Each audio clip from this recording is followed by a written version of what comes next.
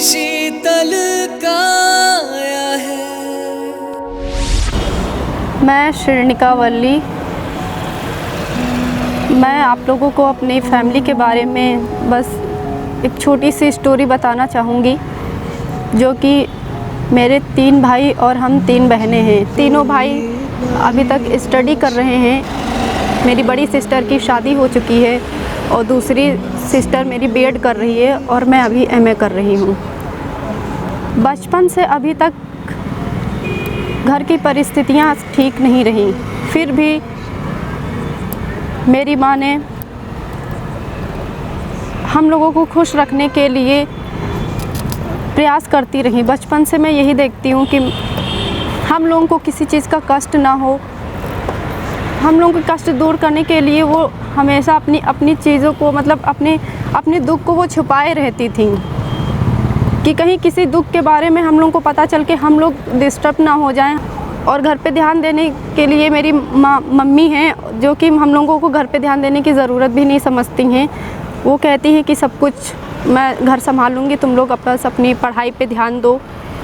इसी वजह से वो हम बहनों से घर का काम कभी नहीं करने के लिए कहती हैं। तो मम्मी की आदत है कि वो हमेशा काम में ही बिज़ी रहती हैं।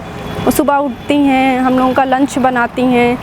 देखा जाए समाज में पापा भाई हम लोगों की कॉलेज में छुट्टियां होती हैं, हम लोगों के संडे को छुट्टी होती है या किसी त्यौहार में छुट्टी मिलती है, लेकिन जो हमारी माताएं होती हैं उनको कभी कोई छुट्टी नहीं मिलती।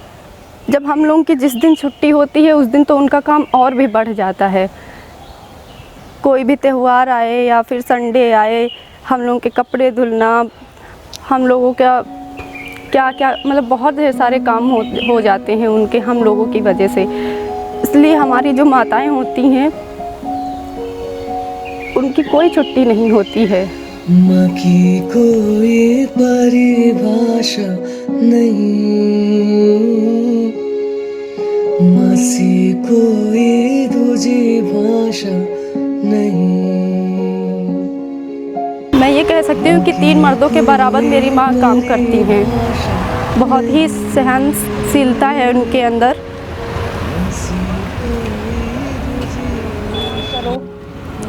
तो माँ के दिमाग में हमेशा टेंशन बनी रहती कि मेरे बच्चे को कभी भी किसी चीज़ की प्रॉब्लम ना आए, दिक्कत ना हो।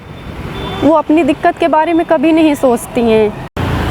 बचपन से ही मैं फ़िल्म लाइन में जाना चाहती थी, जो कि मेरी फैमिली की परमिशन बिल्कुल भी नहीं थी, क्योंकि सभी कहते हैं कि फ़िल्म लाइन ऐसी है वैसी है, सब मतलब गलत ही नज़र से देखते हैं।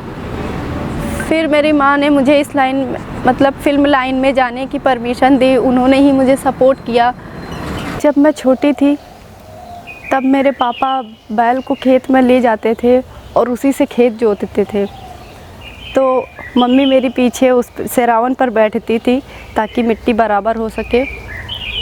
तो मैंने अभी तक यही देखा है कि जिस पावर से, जिस एनर्जी से, जिस ताकत से वो 20 साल पहले काम करती थी, आज भी उसी ताकत से वो काम करती हैं। तो ये मैं उन माताओं को अपना प्रणाम करूंगी जिन्होंने अपनी चुनरी से अपने सीने से बांध करके उन्होंने युद्ध पे लड़ाई की। उन माता को हमारा प्रणाम जिन्होंने महिलाओं के शिक्षा देने के लिए प्रोत्साहित किया। उन माताओं को मेरा प्रणाम जिन्होंने देश की सेवा के लिए रातों दिन जग कर लड़ रही हैं।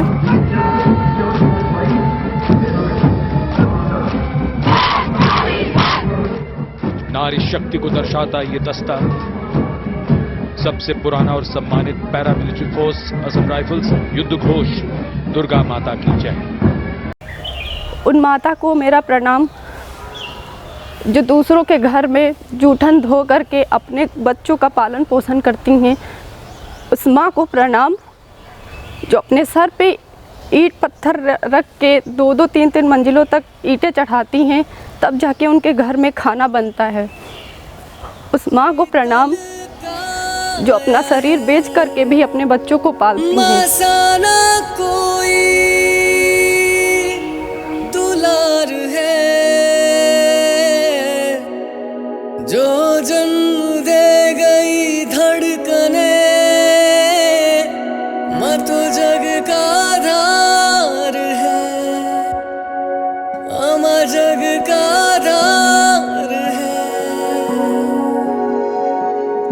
विश्व की सभी मातृशक्ति को श्रीनिका का प्रणाम। माँ की कोई परिभाषा नहीं, माँ सी कोई दूजी भाषा नहीं, माँ की कोई परिभाषा नहीं।